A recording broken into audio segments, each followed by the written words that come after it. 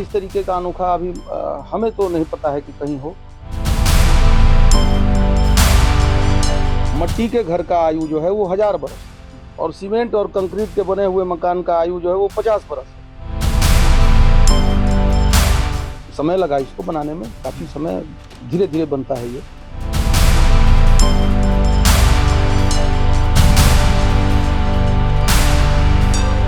नामी गिरामी जो आयुर्वेद और प्रकृति चिकित्सा, पंचगव्य चिकित्सा के ज्ञानी महारथी हैं, उन सबका आगमन इस छोटी सी गौशाला में होने वाला है।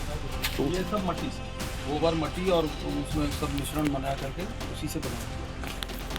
और ये चौकट भी आप देखेंगे कि ये पत्थर का है।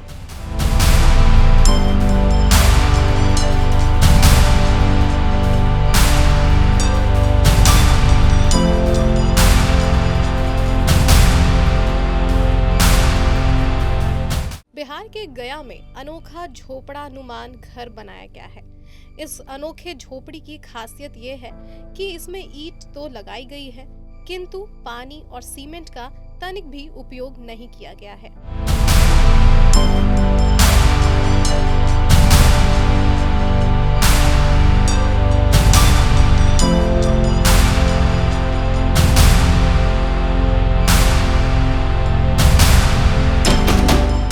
वैदिक तरीके से इसका निर्माण कार्य हो रहा है और इसमें गुड़ का जो रवा का मतलब छुआ निकलता है, छुआ आप सुने होंगे, पहले प्राचीन काल में चलता था, तो छुआ भी उस लेप में मिश्रण में काफी डाला हुआ है ताकि उससे जो है पकड़ बनती है, बढ़िया गम का काम करता है।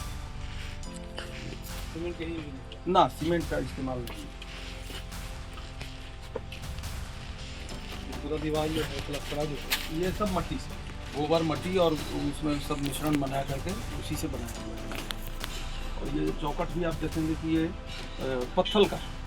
हमने लकड़ी का इस्तेमाल इसलिए नहीं किया कि वो प्रकृति की रक्षा सुरक्षा करने वाले पेड़ पौधों को हम कम से कम नुकसान दें, तो हमने पत्थर का उपलब्ध हो गया तो पत्थर का ही लगाया।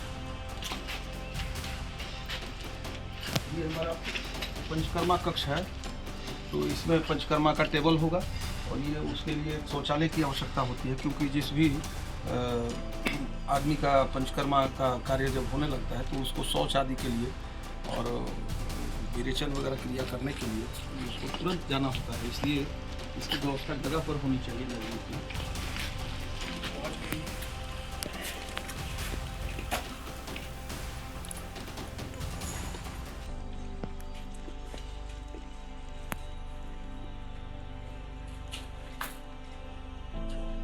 पुराने जमाने में जब झोपड़ी या कच्चे मकान बनते थे उसमें पानी का उपयोग किया जाता था, किंतु इस बनाई गई झोपड़े में पानी की जगह गौमूत्र का इस्तेमाल किया गया है। पुरानी पद्धति और थोड़े आधुनिक मिश्रण से बना यह अनोखा झोपड़ा आकर्षण का केंद्र और चर्चा का विषय बन गया है और इसे देखकर इंजीनियर भी हैरान हैं। बिहार में संभवतः यह पहला ऐसा झोपड़ा है जिसे जड़ी बूटियों का इस्तेमाल करके बनाया गया है। यह झोपड़ा करीब 1.5 कट्ठे में बनाया गया है। इस झोपड़े में ईंट का इस्तेमाल किया गया है, किंतु इसमें बिना पानी के और बिना सीमेंट के पूरा निर्माण कार्य किया गया है। बिना पानी और बिना सीमेंट के किसी भी तरह के कच्चे अथवा पक्के मकान का निर्माण कार्य कौतूहल का विषय कहा जा सकता है, किंतु ऐसा कर दिखाया गया है।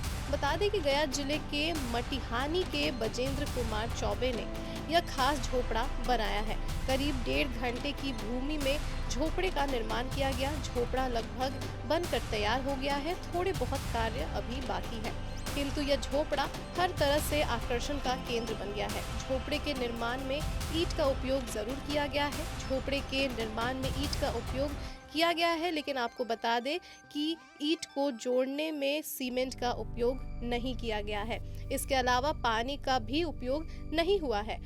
आपको जानकर ये आश्चर्य होगा कि ईंट को जोड़ने में जड़ी बूटियों का इस्तेमाल हुआ है, वहीं इसके फर्श के निर्माण में भी जड़ी बूटियों का ही उपयोग किया जा रहा है। इस झोपड़े की दीवारों की सतह पर सीमेंट के प्लास्टर की जगह जड़ी बूटियां का ही लेप बनाकर लगाया जा रहा है। यानी कि यह झोपड़ा जड़ी बूटियों से बना झोपड़ा भी कहा जा सकता है। झोपड़े के निर्माण कार्य में न तो पानी और न ही सीमेंट का उपयोग हुआ है। इस झोपड़े का निर्माण कार्य पूरी तरह से गौमूत्र, गोबर समेत जड़ी बूटी का इस्तेमाल करके किया गया है। गौमूत्र, गोबर में जड़ी बूटियों को मिलाया गया है और फिर सामग्री तैयार की गई है। इस पूरे झोपड़ी का प्लास्टर इसी सामग्री से किया गया है। प्लास्टर भी ऐसे हुआ है जैसे वह सीमेंट से भी मजबूत हो। इसमें गौमूत्र, गोबर के अलावे जो जड़ी बूटी प्रयोग हुए हैं उसमें आंवला का पाउडर, नीम का पाउडर, मेथी का पाउडर, हरबेहड़ा, इमली, बबूल का गोंद, रामराज मिट्टी, चूना, हल्दी समेत अन्य चीजें शामिल हैं। आज के वर्तमान समय में कोई भी यह नहीं सोच सकता कि बिना पानी और बिना सीमेंट के भी ईंट की जुड़ाई की जा सकती है। वही ये भी जान ले कि बिना पानी और बिना सीमेंट से ही मजबूत प्लास्टर दीवारों का किया गया है और दीवार बने हैं। इसका प्लास्टर जड़ी बूटियों से ही किया गया है। पुराने जमाने में मिट्टी के मकान होते थे, उसमें पानी का उपयोग होता था, किंतु इस झोपड़े के निर्माण में न तो पानी का उपयोग हुआ है और न ही किसी अन्य चीज का। आपको बता दें कि यहाँ अलबत्ता जड़ी बूटियों का उपयोग हुआ है। इस तरह यह अद्भुत झोपड़ा बिना पानी, बिना सीमेंट के बनाया गया है। इसमें ईंट लगाई गई है, किंतु पानी और सीमेंट जरा सा भी इस्तेमाल नहीं हुआ है। ईंट को जोड़ने में औषधीय जड़ी बूटियों के मिश्रण को मिलाकर बनाया गया लेप ही दिया गया है। वहीं इस संबंध में झोपड़े का निर्माण करने वाले बजेंद्र कुमार चौबे बताते हैं कि पुराने जमाने में जिस तरह से फूस टाल या झोपड़ा का स्वरूप होता था, उसी स्वरूप में यह झोपड़ा बनाया गया है। यह झोपड़ा अपने आप में एक आश्चर्य का विषय है, क्योंकि इसमें न तो पानी का मिश्रण किया गया है और न ही सीमेंट का। पंचगव्य चिकित्सा केंद्र बनाने के लिए तो हमारे पूर्वज जिस तरीके से मिट्टी के घरों में रहते थे, खपड़े के, टाली के, फूस के, बांस के, न प्रकृति से संबंधित चीजों का इस्तेमाल करके मकान बनाया जाता था, झोपड़ा नुमा। तो ये उसी बंगले का हमने एक छोटा स्वरूप बनाया है।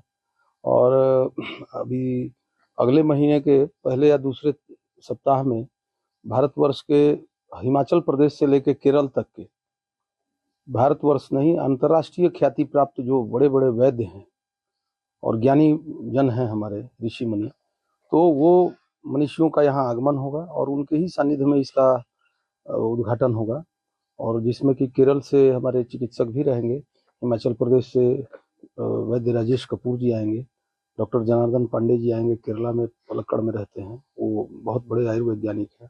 BHU के डॉक्टर BK द्विवेदी जी का आगमन होगा, आचार्य घनश्याम व्यास जी, ऐसे मानिंद लोग जो भारतवर्ष के नामी गिरामी जो आयुर्वेद और प्रकृति चिकित्सा, पंचगव्य चिकित्सा के ज्ञानी महारथी हैं, उन सब का आगमन इस छोटी सी गौशाला में होने वाला है। तो उसी के तैयारी में एक छोटा प्रकल्प हमने तैयार किया है। तो अब देखें कि ये जो दीवार बनी है, इसमें ईंट का इस्तेमाल तो हमने किया है, लेकिन ईंट के साथ जो गिलावा, जो प्लास्टरिंग और जो जोड़ने का काम हुआ है, वो मिट्टी, गौ माता के गोबर, गोमूत्र, आंवला, हल्दी, चूना, मेथी का पाउडर, नीम का पाउडर, खस का पानी, खस घास का जो पानी आता है, ताकि ये सुगंधित एक अच्छा एनर्जेटिक बने वातावरण तैयार हो यहाँ पे। तो ऐसे तरह तरह के भिन्न भिन्न जड़ी बूटियों को डाल करके और इसका लेप बना करके उस गिलावा से इसको जोड़ा गया। और आप ऊपर देखेंगे कि फूस डाल करके, सरकंडे डालने के बाद ऊपर से खपड़े डाले गए हैं बांस के ऊपर से, ताकि ये शीतल रहे, जाड़े में गर्मी रहे और गर्मी में जो है शीतलता प्रदान करे।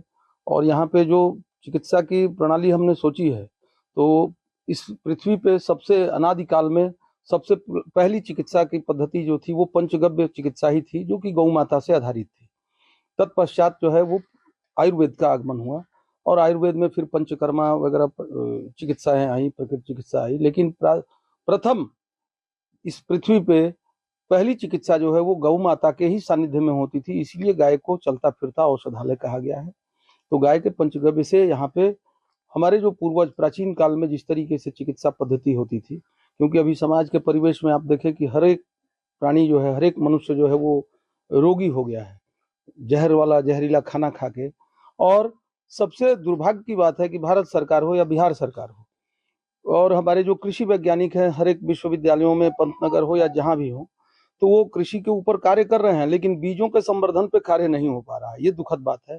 और सारे बीज जो हमारे प्राचीनतम बीज थे उनका जो है डीएनए चेंज हो गया, जेनेटिकली उनको चेंज कर दिया गया, तो वो हाइब्रिड हो गए। और जब तक मनुष्य भारतीय समाज जो है हाइब्रिड अनाज खाएगा, हाइब्रिड सब्जियां खाएगा, फल फूल खाएगा, तब तक वो निरोगी नहीं हो सकता है। इसलिए मेरा आग्रह होगा आपके मीडिया के माध्यम से, चैनल के माध्यम से, कि भारत सरकार और बिहार सरकार धीरे धीरे किसानों को लाभान्वित करे और उनको प्रोत्साहित करे कि वो हमारे पौराणिक प्राचीनतम जो बीज हैं, सब्जी हो, फल हो, अनाज हो, उनका वो संवर्धन कराए। और इस पर हमारे कृषि वैज्ञानिकों से आग्रह होगा कि वो हमारी पौराणिक जो प्रथा में जो बीज का उत्पादन होता था, फसल का उत्पादन होता था, फल सब्जी, उसको वो पुनः जो है स्थापित करे धीरे धीरे, ताकि जो है भारतीय समाज जो है वो स्वस्थ हो। और जैसे ही निरोगी काया होगी। प्रेरणा कहाँ से आया ये प्रेरणा हमारे जो गौ गुरु हैं, हाँ, ये गौ गुरु हमारे जो आचार्य अंकित रावल जी हैं सिरोही के, उनको गायों के ज्ञान लेने के लिए हमने गुरु बनाया। और हमारे एक और गुरु हैं आचार्य घनश्याम महाराज, जो कि गोंडल भुवनेश्वरी पीठ के पीठाधीश भी हैं। और वो गायों के बारे में, गिर गाय का इस दुनिया में सबसे प्रसिद्ध अगर कोई जानकार व्यक्ति है तो मुझे लगता है कि वो आचार्य घनश्याम महाराज है, क्योंकि उनके भुवनेश्वरी पीठ की जो नस्ल गिर की उन्होंने बचा के रखी है, उस थाती को जिस तरीके से उन्होंने बचाया है वो बड़े ही अद्भुत तरीके से, और देखने की चीज है कि ग्रेजिंग लैंड उनके पास काफी है बल्क में, और कम खा करके ज्यादा दूध देना और स्वस्थ गाय रहना अगर देखना है तो भारतवर्ष में एक ही जगह है, वो है आचार्य घनश्याम महाराज के गोंडल भुवनेश्वरी पीठ गौशाला। क्या क्या प्राचीन चीजें लगाई गई है इसमें?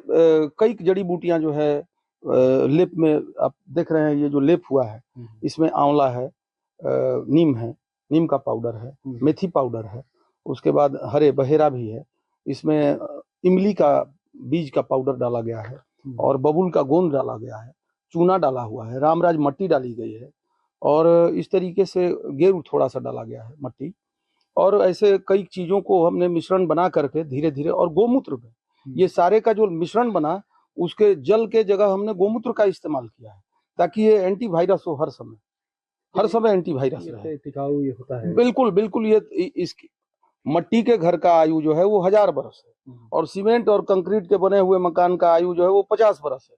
भारत सरकार नहीं, पूरे दुनिया के किसी इंजीनियर में वो क्षमता नहीं है कि हमारे जो पुराने जो इमारतें बनी हुई हैं, वास्तुकलाएं हैं, उसको अब वो जोड़ निकाल दें या बना दें। तो पहले सुर्खी चूना से या मट्टी से जो मकान बना है, तो मट्टी के घर का आयु जो है वो 100 साल नहीं, हजारों बरस होता है, और अभी भी है कई जगह। ये देखने की चीज है। तो कैसे मतलब प्लास्टर बनाए होंगे ये एक गड्ढा बनाया हमने, उसी में गोमूत्र डालते थे। हमारे पास काफी गौ माता है, 200-250 गौवंश है, तो सबका गोमूत्र इकट्ठा करना, उसमें डालना, उसमें गोबर डालना, बाद में उसमें तरह तरह की चीजों को, जड़ी बूटियों को डाल करके मिश्रण बना के, और समय लगा इसको बनाने में, काफी समय, धीरे धीरे बनता है ये, तब ये तैयार हुआ। काफी जुगाड़ करना पड़ा। हाँ जी जी, महंगा भी काफी हुआ। जिना महंगा क्या है, जब प्रबल इच्छा शक्ति जग गई तो कोई चीज महंगी नहीं है। कितना दिन में तैयार हो गया ये हमें लगता है कि 1.5 महीने में हमने तैयार किया है इसको। हाँ, थोड़ा बहुत काम बाकी है अभी, नीचे का लेप उप चढ़ाने का, क्योंकि नीचे का भी, हाँ, नीचे भी मट्टी के ऊपर गोबर से ही लेप होगा, हाँ, मिश्रण से ही लेप होगा, मतलब चीजें रहेगी। हाँ बिल्कुल बिल्कुल। इसको हमने एकदम परंपरागत जो हमारा प्राचीन व्यवस्था था उसी व्यवस्था पे ढालने का, और पूर्णतः तो नहीं, लेकिन थोड़ा सा मॉडर्न व्यवस्था थोड़ी सी लेकर के और प्राचीन व्यवस्था को लेकर के मिश्रण करके इसको बनाने का। और कहीं देश में ऐसा है? नहीं, देश में तो बहुत जगह है, केरला वगैरह में आपको मिलेगा, राजस्थान में भी है, गुजरात में भी है, बिहार में इस तरीके का अनोखा अभी हमें तो नहीं पता है कि कहीं हो सकता है कि और बंधु लोग बनाए हों, लेकिन ये एक छोटा हमारा प्रोजेक्ट है। इसके बाद हमारा अगला प्रोजेक्ट जो है गौशाला जहाँ पे होती है, उसमें गुरुकुल की आवश्यकता होती है, गौ और गुरुकुल। तो अगला हमारा प्रकल्प जो है वो गुरुकुल का है, जिसमें कि हम हमारे समाज के बच्चों को गुरुकुल में, पहले जो गुरुकुल चला करते थे प्राचीन काल में, तो एक ही गुरुकुल में 72 तरीके की शिक्षा दी जाती थी, जो कि धीरे धीरे जब से ये अंग्रेज हुकूमत आई तो उसने हमें पूर्ण रूप से हमारे संस्कृति को, संस्कारों को और विरासत को जो है उन्होंने तोड़ मरोड़ कर, कुछ चुरा ले गए, कुछ तोड़ मरोड़ के बर्बाद कर दिया। आज सबको जो है उन्होंने फ्री में चाय पिलाया, आज सबको चाय का आदी बना के मार दिया, सब रोगी हो गए हैं, पूरा समाज हमारा रोगी हो गया है। तो निरोगी काया कैसे हो, और मुख्य इसमें जो केंद्र बिंदु है वो गौ माता है, कि गाय के रहने से हमारी प्रकृति की रक्षा सुरक्षा और मानव प्राणी की मानव समाज की रक्षा सुरक्षा गौ कर सकती है, ये लोग जाने, सीखें और अपने अपने ग्रामीण क्षेत्र में जाके, शहरी क्षेत्र में जाकर के, जो नौजवान नौकरी के लिए बेरोजगार अपने को कहता है कि हम बेरोजगार हैं, वो 2-4 गौवंश को रखे और उससे वो लालन पालन अपना करे और लोगों को, समाज को भी दुरुस्त करे, निरोगी करे। मेरा नाम ब्रजेंद्र कुमार चौबे, अभी श्री राधा कृष्ण वैदिक गिर गौशाला के प्रधान गौ सेवक। तो आपने सुना कि ब्रजेंद्र कुमार चौबे क्या कुछ कह रहे हैं। आपको बता दें कि उनका मानना है कि मिट्टी के घर की आयु 1000 वर्ष होता है, जबकि सीमेंट कंक्रीट के मकान का आयु 50 या फिर 100 वर्ष से ज्यादा नहीं होता है। वो कहते हैं कि पहले के जमाने में सरकी चूना मिट्टी से घर बनते थे जो कि लंबे समय तक चलते थे। अब लोगों को सेवा देने के मकसद से आने वाले दिनों में पंचगव्य चिकित्सा केंद्र खोलने की योजना है, जिससे मानव समाज की सेवा की जा सके। इसी के साथ आपको ये भी बता दें कि इस अद्भुत झोपड़े के निर्माण कार्य के दौरान एक गड्ढा खोदा गया है। इस गड्ढे में गौमूत्र, गोबर डाले गए हैं। दर्जन प्रकार की जड़ी बूटियां मिलाई गई हैं। जड़ी बूटियों में हर बेहड़ा, इमली, बाबुल का गोंद, हल्दी, चूना, रामराज मिट्टी आदि मिलाया गया है और उससे जो सामग्री तैयार हुई उस औषधीय सामग्री से झोपड़े के निर्माण में जोड़े जाने वाले ईंट को जोड़ा गया है। इसके अलावा जब प्लास्टर की बारी आई तो इसी औषधीय मिश्रण से प्लास्टर भी किया गया। फर्श भी औषधीय मिश्रण से ही बनाया जा रहा है। झोपड़ी बनाने में उपयोग हुई सामग्री में खुश्का घास, अन्य झाड़ियाँ, बांस, खपड़े और गौमूत्र, गोबर, जड़ी बूटियों के मिश्रण से बनी प्लास्टर करने वाली सामग्री का उपयोग हुआ है। बता दें कि यह झोपड़ा पूरी तरह से एंटीवायरस होगा, क्योंकि इसमें पूरी तरह से जड़ी बूटी का उपयोग हुआ है। खस घास का पानी मामूली रूप से औषधीय रूप से उपयोग किया गया है। इसके अलावा न तो पानी और न ही सीमेंट का उपयोग किया गया है। अनेक जड़ी बूटियों के मिश्रण से तैयार सामग्री का बड़े पैमाने पर प्रयोग हुआ है। दीवार पर प्लास्टर चढ़ाए गए हैं, फर्श बनाया गया है, ईंट जोड़े गए हैं। साथ ही आपको ये बता दें कि इस झोपड़े की खासियत यह होगी कि गर्मी के दिनों में यहाँ शीतलता महसूस होगी, वहीं ठंड के दिनों में यहाँ मौसम अनुकूल होगा। एक अजीब सी प्राकृतिक सुगंध हमेशा रहेगी। पूरी तरह से जड़ी बूटियों से निर्माण के कारण यह झोपड़ा एंटीवायरस होगा।